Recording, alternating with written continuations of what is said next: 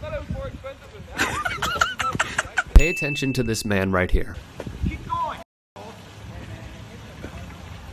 No, it hit the house. He is mad that it just so happened, by living on a golf course, an errant shot went his direction. Corn got up. Okay, don't give a attitude over it. You live on a golf course.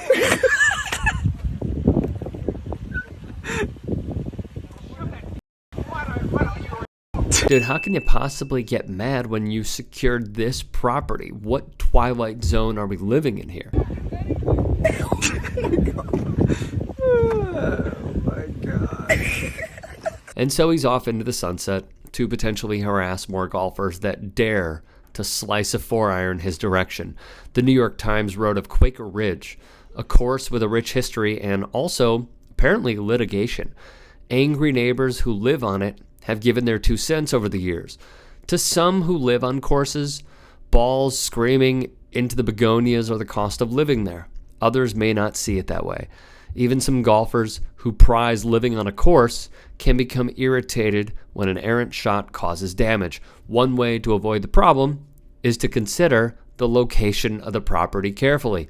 John Grassick, a retired insurance adjuster who lives 100 yards from the tee on the 16th hole at the club at Eaglebrook in Lakeland, Florida, thought he was safe on the left. But he has had broken windows, a damaged pool screen, and dozens of golf balls to prove that hooks happen too.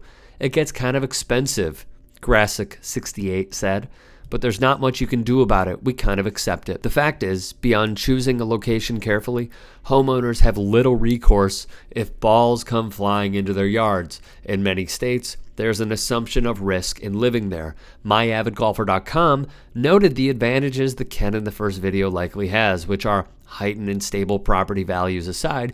Golf course communities are often zones to highly rated school districts and located in close proximity to bustling restaurant, grocery, entertainment hubs. Residents living in golf course communities are zoned to school districts in the top 10 in the Student Achievement Index and the College Readiness Index. They add, unfortunately for homeowners, there isn't much, if any, in the way of legal precedent to protect you when your home is damaged by a flying golf ball. That is not to say that it is impossible to receive compensation for a broken window. We know of many instances where the golfer volunteers to replace or help pay for the replacement of broken windows or other damage, but there aren't any overarching statutes that place sole responsibility for damages to a home on a golfer or the course.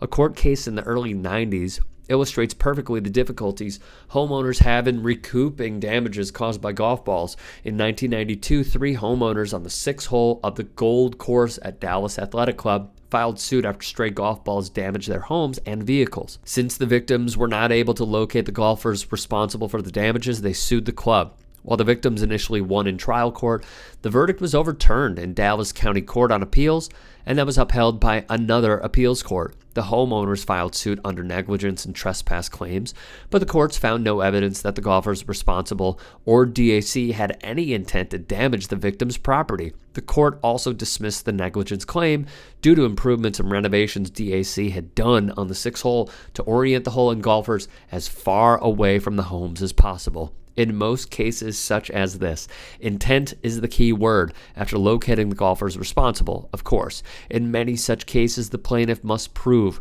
that the golfer intentionally hit their ball into a homeowner's property.